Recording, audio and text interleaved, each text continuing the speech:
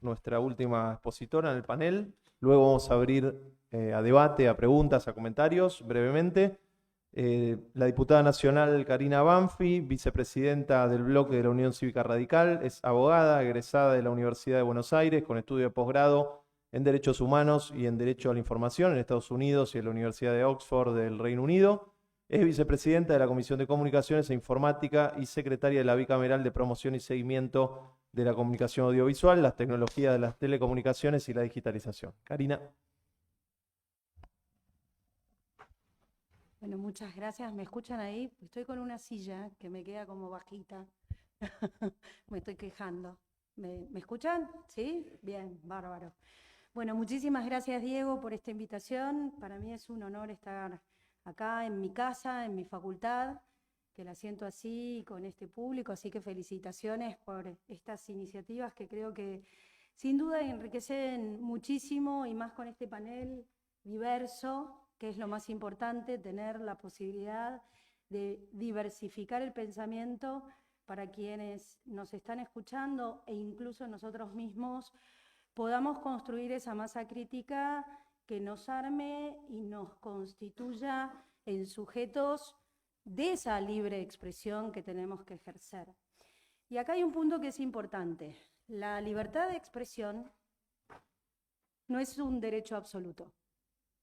Se lo puede limitar, así lo ha establecido justamente la Convención Americana de Derechos Humanos en su inciso 5, donde habla en el artículo 13 del discurso de odio. Y justamente el discurso de odio es una limitación a la libertad de expresión. Por eso hay que ser extremadamente, por lo menos quienes creemos profundamente en la democracia y en la constitución de que la libertad de expresión es un pilar clave justamente para un estamento democrático, cuando hablamos y opinamos y pensamos, quienes incluso tenemos mucha responsabilidad institucional, de limitar a través del discurso de odio la libertad de expresión. Por lo tanto, ahí tenemos que hacer un ejercicio exhaustivo acerca de la definición. ¿Quién define lo que es discurso de odio? ¿Qué es discurso de odio? El derecho internacional ha tratado de definirlo y, como bien decía el profesor Becerra, hay mucha bibliografía al respecto, pero lo que nosotros por suerte tenemos es un marco signatario, que es el Sistema Interamericano de Derechos Humanos. La libertad de expresión es un derecho humano pilar de la democracia, y en donde me parece que ahí tenemos un norte a seguir. Si nosotros nos abrimos, bueno, quedará sujeto principalmente a consideraciones de la opinión, pero al menos en el marco del rol que nos compete a quienes deberíamos tomar las riendas y buscar alguna limitación sobre la libertad de expresión, saber en qué nos basamos. Y nos basamos en la Convención Americana de Derechos Humanos y principalmente en aquellos sistemas en donde nosotros estamos inmiscuidos, ¿no? Por ejemplo, hay varias definiciones, pero lo que me parece más importante con respecto a ese punto es cuando se habla de discurso de odio, cuando se habla de expresión, hay algo que plantean permanentemente en común casi todas las conceptualizaciones sobre el discurso de odio, es acerca del efecto que tiene, el impacto que provoca. Habla de apología, ¿no? Y es justamente la incitación a lo que puede llevar a la acción. Incluso, si ustedes ven en el inciso 5 del artículo 13, habla de apología, habla de incitación y habla de cualquier otra acción que pueda generar o perturbar de manera de deshumanizar, discriminar, violentar a una persona o un grupo de personas. Y ahí hay un punto interesante que quiero tomar de lo que decía Flor, porque decía Flor, bueno, parecería ser que lo que dijo la Convención Americana de Derechos Humanos no está completa en relación a los grupos que debería alcanzar el discurso de odio. Ahí yo les voy a contar un chisme, ¿no? Un chisme porque me parece que teniendo diputadas acá podemos contar qué es lo que nosotros debatimos en el Congreso. Y efectivamente este no es un tema nuevo, ni es un tema de ahora. Toma una repercusión y una relevancia por el intento de atentado a la vicepresidenta, pero es un tema que se trata y se trabaja, te diría, permanentemente. Permanentemente es un tema de agenda. Y principalmente yo creo que esto tiene que ver con el cambio de paradigma de privacidad que se ha tenido, que estamos atravesando, en función de la existencia de las redes sociales, donde en otras oportunidades lo que se manifestaba quizás en el ámbito privado, hoy se lleva a la conversación pública en las redes sociales y tiene otra connotación. Entonces ahí aparecen dos cosas, que también hablaba Flor, en donde decía, bueno, hay que educar. Hay que educar. ¿Cómo es convivir en el debate público con determinadas consideraciones que cada uno quizás hacía, no sé, en la cocina de su casa, y hoy sentado tomando mate en la cocina de su casa, agarra el teléfono y de pronto viraliza una opinión, donde lo ven miles y millones de personas?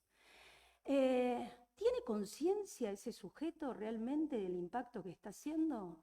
¿Tiene realmente vocación de incitar a la violencia? ¿Asume algún tipo de responsabilidad? Eso también lo tenemos que pensar cuando vayamos a decidir, o en el marco del debate que se está planteando, decidamos posicionarnos a partir de la regulación de los discursos de odio, o sea, de la regulación de la expresión. ¿Quién sería el que controla esto? Decía Flor, ¿cómo se controla? Yo me pregunto, ¿quién lo controla? ¿A quién le damos el poder? ¿Se lo damos al Estado, al gobierno, a un ente autárquico, a una persona, a un cuerpo colegiado, a la justicia? ¿Quién va a decidir qué es discurso de odio? Porque sí es cierto que efectivamente en el marco político, y esto está muy discutido, si nosotros podemos considerar que dentro de este grupo vulnerable que destaca la Convención Interamericana de Derechos Humanos, se puede incluir a los grupos políticos o a los grupos partidarios. Está claro que el tema de mujeres debería estar contemplado, obviamente la Convención tiene ahí una desactualización. Nosotros trabajamos en el marco del Congreso dos convenciones que son fundamentales justamente para la actualización de este inciso, que es la Convención Interamericana contra todo tipo de discriminación y la Convención Interamericana contra todo tipo de discriminación racial. Y justamente lo que hace es complementar, actualizar de alguna manera lo que uno podría definir discurso de odio. Bueno, yo les tengo una re mala noticia. No sé si te acordás lo que fue esa votación, Flor. Esa votación, ¿quién puede estar en desacuerdo de la Convención Interamericana contra todo tipo de discriminación? Bueno, sí hay gente. La Iglesia Católica y los evangélicos se pusieron de acuerdo y casi nos vacían el recinto a las 4 de la mañana. Y en un acuerdo que hicimos, todos aquellos que creemos en los derechos humanos y en la libertad de expresión, nos quedamos sentados en nuestra banca y con 129 votos y 0 voto en contra, porque se habían ido, porque lo llamó el Papa, porque lo llamó no sé cómo se llama, el pastor no sé cuánto, ¿no? Quisieron que no saliera. Ahora está en el Senado. ¿Cómo está? Planchada. Ya se avivaron. Porque nosotros cuando lo metimos, bueno, pasó. Y cuando llegó al recinto fue un escándalo. Y ahora en el Senado no lo quieren tratar. ¿Por qué? Por presiones de los grupos religiosos. De un lado y del otro. Entonces, me parece que es importante entender ciertas alertas que nosotros tenemos que tener de cómo debemos mirar la existencia del discurso de odio, que no se puede negar. La verdad, esta es la realidad, convivimos con eso. Sí habría que discriminar lo que significa un discurso hiriente, ofensivo, ¿sí? Malintencionado, agresivo, hiriente, que es muy usual En la política, en el discurso político, por supuesto, hay adversarios permanentemente. Nosotros nos relacionamos desde la adversidad. ¿Por qué? Porque confrontamos sobre ideas y buscamos una mayoría. ¿Deberíamos hacer otra cosa? Sin duda. Sin duda. ¿Deberíamos buscar la pacificación en el discurso político? Sin duda. ¿Piensan todos los mismos? No. Hay que trabajar sobre eso. Y acá les quiero traer una palabra que es fundamental, la autorregulación. Se habla poco en la Argentina de eso, es muy difícil instalarla. Nos gusta que otro nos diga qué tenemos que hacer. O peor, nos gusta decirle a otro que vaya y le diga al otro qué es lo que tiene que hacer. Pero poco miramos hacia adentro. La autorregulación debería nacer de los partidos políticos. Dejar de pensar que los liderazgos tienen que estar puestos en actores hoy bullies, ¿no? Gente agresiva, que choca y que grita un poco más, y entonces de esa manera tiene una instalación distinta en un sistema mediático que necesita consumir eso. Lo consumen ustedes, ¿eh? Hagámonos cargo también. De eso también se trata la autorregulación, porque si no tuviesen rating, y bueno, quizás vamos y empezamos a hablar más tranquilos. La autorregulación también tiene que estar en los medios de comunicación, ahí va. Ese es otro de los puntos estratégicos de cómo adecuar los sistemas editorialistas o de las editoriales buscando que haya otro tipo de conversación pública. Y ahí a mí me gusta hablar no tanto de discurso de odio, sino empezar a hablar del deterioro de la conversación pública. Y eso no lo podemos negar. Insisto, hay discurso de odio, hay discurso de odio. El discurso de odio está contemplado. Tenemos hoy un resorte institucional en los marcos regulatorios existentes para repeler el discurso de odio. En Argentina, sí. Lo tenemos. Ya creo, entendí por lo que escuché que venían hablando de eso, pero en el Código Penal existen el artículo 149 bis que habla de amenazas, el 211 y el 212 que habla de intimidación pública y de incitación a la violencia, y le meten cárcel, ¿eh? Y están vigentes. Y les voy a contar solo un detalle personal, pero como decimos las feministas, todo lo personal es político. En el año 2017, después de estar en un programa de televisión y pelearme con Aldo Rico, empecé a recibir amenazas, loca, ¿no? Pero bueno, empecé a recibir amenazas de muerte en redes sociales, en donde además estaban involucradas con la violencia de género, porque me decían, vas a terminar como esta mina, y me posteaban fotos de mujeres descuartizadas, cosas espantosas. Yo inicié una causa penal, y principalmente lo hice para ver cómo funcionaba el sistema, si el sistema funcionaba o no. Luego me entero que a la diputada Miriam Bregman le pasó lo mismo, en las mismas características. Por lo tanto, decidimos unificar las dos causas e impulsarlas en la justicia. Tuvimos 2 años en la justicia para que nos dieran pelota. 2 años. El juez Canicova de Corral era, bueno, ahora no me acuerdo, quizás me estoy equivocando. Pero, ¿qué sucedió? Lo agarraron. Lo agarraron. Hoy está preso. ¿Saben lo que me sorprendió? Todos me decían inmediatamente, a los minutos que yo publico y advierto que me están amenazando,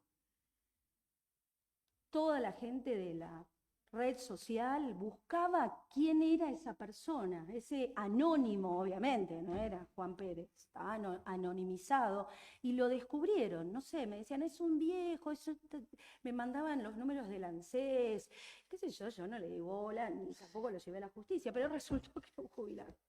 Resultó que era un jubilado bastante particular, en donde lo agarraron con un armamento de guerra y con 19 computadoras, así que se ve que se dedicaba a eso.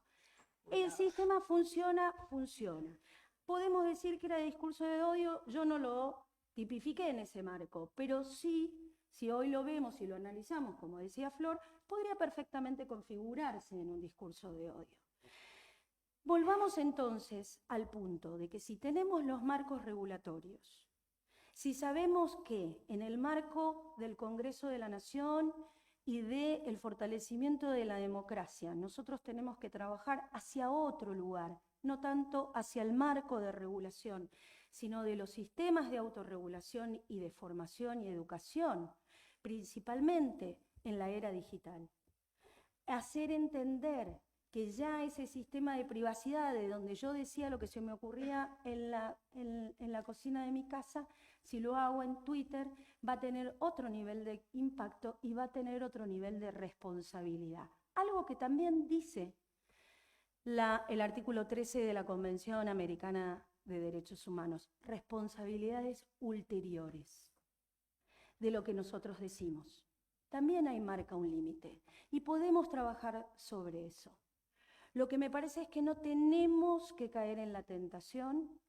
Yo creo acá hemos hablado mucho con Florencia y conozco que hay muchos diputados y diputadas y senadores y senadoras también que consideran que el camino no es la regulación, pero que sí tenemos una responsabilidad, primero de la autorregulación personal sobre cómo nos manifestamos, segundo, una autorregulación hacia el interior de nuestros partidos, en que empiecen a ordenar efectivamente todo el proceso de conversación pública al cual pertenecemos y la de los medios de comunicación. Siempre el Estado va a ser responsable si alguien no se puede expresar o termina sintiendo autocensura.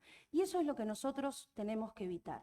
Yo quiero cerrar con esto, con una frase que leí, que estaba buscando de dónde la saqué, y no la encuentro, pero de todo lo que leí hoy para preparar esta conversación con ustedes, que dice: discurso de odio implica la puesta en funcionamiento de la estigmatización simbólica de un grupo social como explicación de todos los males.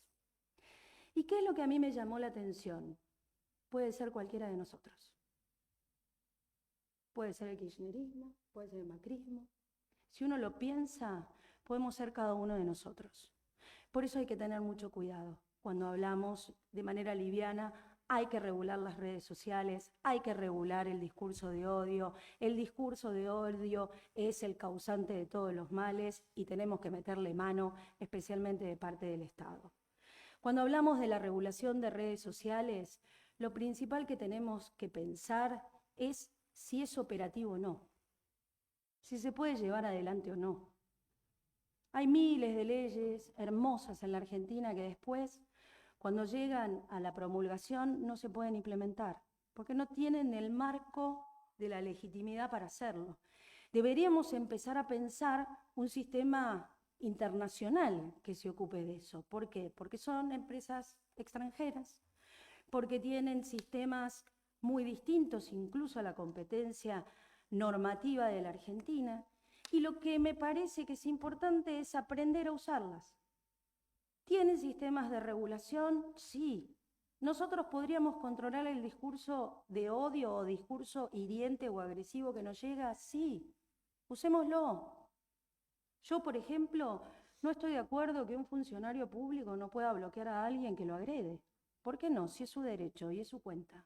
¿Por qué tiene que verlo? Incluso hace conferencias cuando le dicen, no, bueno, porque coartás el acceso a la información pública, porque no es el medio Twitter para andar contando qué es lo que se hace en la gestión. En la gestión están las conferencias de prensa, la difusión en las páginas oficiales, la rendición de cuentas, que no la usan nunca. Entonces, me parece que hay otros mecanismos antes de decir, vamos a regular las redes sociales porque no queremos escuchar que me digan cualquier cosa. Y también aquellos que hacemos política o estamos en la esfera pública, en especial los funcionarios públicos, tenemos un estándar más bajo de privacidad. Hemos decidido y hemos elegido hacer esto y exponernos al escarnio público. El que quiera un político, avíseme. Porque la verdad conozco bastante pocos. Es más, reclamo, insulto, barbaridades. Uno se acostumbra, ya lo lleva. Otros no, ojo, otros no, y les hace muy mal. Y a esos hay que buscar cómo se los puede preservar. Pero lo más importante es que si se da en un marco de redes sociales, lo que tenemos que hacer es educarnos entre nosotros mismos, cuidarnos entre nosotros mismos, cómo poder tener un control de eso, si realmente te hace mal, si realmente te afecta a tu moral, a tu integridad, a tu humanidad, a tu moral, ¿no? Y hay otros que tienen el cuero más duro y que se la pueden bancar un poco más. Y si no, hay que tener redes. Eso también es una posibilidad. Porque parece que hoy pasa todo por ahí y entonces le damos una relevancia de Estado. Y además lo tenemos que regular. Díganme cómo. Lo único que la Argentina podría regular, ¿saben qué es? La edad de adquisición de una cuenta. Es decir, si nosotros pudiéramos proponer que Twitter, que tiene creo que 16 años para vos poder tener una cuenta, decidiéramos bajo ley que fuese a los 18. Bueno, los dejamos votar, pero no los dejamos expresarse. Ahí vamos a tener un problema. Eso es lo único que podríamos hacer. Después el resto se rige por normas de otros países. Por lo tanto, vayamos a educarnos. Eduquémonos y aprendamos a mejorar la calidad del debate público, a mejorar el valor que tiene hoy el debate público en la sociedad. Y aprendamos, por sobre todas las cosas, a cuidarnos como una sociedad democrática que somos en lo que nos decimos y en lo que después hacemos. Gracias. No. Nosotros, yo estoy como vicepresidenta de la Comisión de Comunicación e Informática en conjunto con Pablo Carro, que es el presidente de la comisión y que es diputado nacional por Córdoba del Frente de Todos. Trabajamos diariamente con redes sociales, con todo tipo, con los medios de comunicación y también con las redes sociales. Hemos armado foros, conversatorios, hemos trabajado un proyecto ni siquiera se trabajó, ¿no? Pero fue muy debatido en el Congreso en el año 2018, creo, 2019, sobre responsabilidad de intermediarios de Internet. Un tema clave que tiene que ver y apunta un poco a lo que me parece vos estás planteando. Pero yo quería decir una cosa con respecto al cumplimiento de la ley. Convengamos que estamos hablando de empresas privadas. Si hablamos de Twitter, yo las nombro, yo no sabía que se podía nombrar. Twitter, sí, no sé, pero Twitter, Facebook, Metaverso hoy, porque es mucho más grande, estamos hablando que incluye a Instagram, ¿quién más? Me estoy olvidando varias. Bueno, ahí va. Pero TikTok, ¿saben ustedes a quién pertenece TikTok? China, escuché China, exacto. ¿Y Telegram? Rusia, Estados. Digo, tenemos este escenario mundial y tenemos estas plataformas en donde la pregunta es cómo cumplen la ley. Es muy difícil que cumplan muchas veces, no solo las empresas de redes sociales, cualquier empresa, el propio Estado. Yo hoy tengo un juicio con la Secretaría General de la Presidencia porque me niega información, me niega el ejercicio del derecho humano al acceso a la información pública. ¿Y qué tengo que hacer? ¿Regular la Secretaría General? ¿La vamos a abolir porque no cumple con la ley? ¿O vamos a trabajar sobre eso para que la cumpla? ¿O vamos a trabajar a ver cómo podemos generar marcos o sistemas que hagan efectivo el cumplimiento de la red? Como estoy muy involucrada en esa agenda, cuando hay algún inconveniente, lo vamos a llamar así, con algún diputado o diputada, que le hacen el videíto para la campaña en donde lo difaman y qué sé yo, me llaman, desesperados. Sácame eso, sácamelo, que me bajen ya el video. Entonces llamamos a YouTube. ¿Dónde está el principal problema del cumplimiento de la norma? En la justicia. La justicia primero no tiene personas preparadas en materia, en conocimiento técnico y jurídico, las dos cosas, esa combinación, en cómo tiene que ordenarle a las redes sociales, por ejemplo, para que le baje un contenido.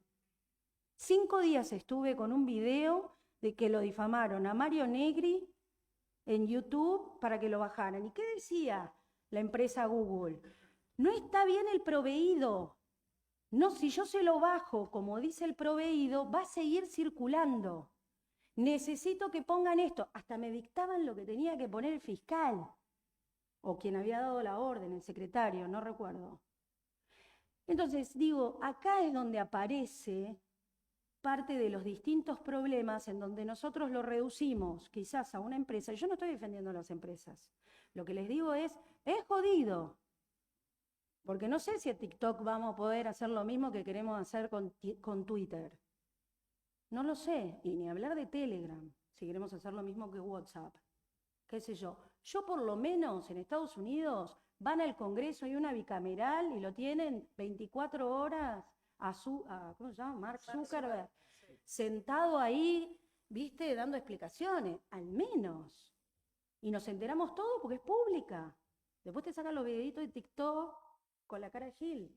Entonces, lo que me parece que es importante es cómo nosotros atravesamos este desafío con las herramientas que tenemos, con el sistema en el cual estamos, y lo empezamos a perfeccionar más. Esta facultad tiene un rol clave. El trabajo que hacen del observatorio es clave. Ni hablar de los secundarios, ni hablar de las primarias. Seguimos teniendo formateados a nuestros alumnos en el siglo XX. Y los estamos introduciendo porque los padres dicen, "Ay, bueno, pero hay que darle Instagram, todos lo tienen, todos los tienen". Y no hay ni siquiera un involucramiento de la comunidad educativa porque no conoce, no le echemos la culpa, porque no conoce, porque no entiende, porque no está preparada para decir por qué todo el alumnado viola las propias reglas de Instagram teniendo a los 11, 10 años Instagram cuando está prohibido. Entonces después me llama, me acuerdo, un caso, un nene autista, que salió por televisión, estuvo por todos lados, la verdad, divino, donde él usa su cuenta de Instagram para hacer concientización sobre lo que es vivir y convivir con el autismo. Tuvo una denuncia porque el chico tenía una cuenta abierta de Instagram en donde había fraguado su edad. Entonces, ¿qué pasó? Le bajaron la cuenta porque viola las reglas de Instagram, de SAG. Lo resolvimos, hablamos con la compañía, dijimos, por favor, esto ayuda a la opinión pública, es sano, está bueno. ¿Qué hicieron? Hablaron con los padres abrieron la cuenta y ahí se puede linkear, donde el padre es el responsable de los contenidos del niño. Si el niño postea algo que no es conveniente o viola las reglas de Instagram, le bajan la cuenta a la madre. Madre, hijo, todo, y no tienen más. A las 3 veces no te abren más la cuenta. Hay que meterse, hay que inmiscuirse, entender bien cómo funciona y después pensar si efectivamente nosotros tenemos que ir por ese camino o en realidad es un instrumento más de todo un sistema nuevo que tiene que ver con la era digital, cómo nosotros funcionamos, que es mucho más ampliado, que tiene que ver cómo consumimos, cómo hoy utilizamos todo lo que es nuestra vida en este aparato. Y en donde está también nuestra expresión y por sobre todas las cosas, las fortalezas que tenemos sobre nuestra opinión y pensamiento. Muchas gracias, Karina.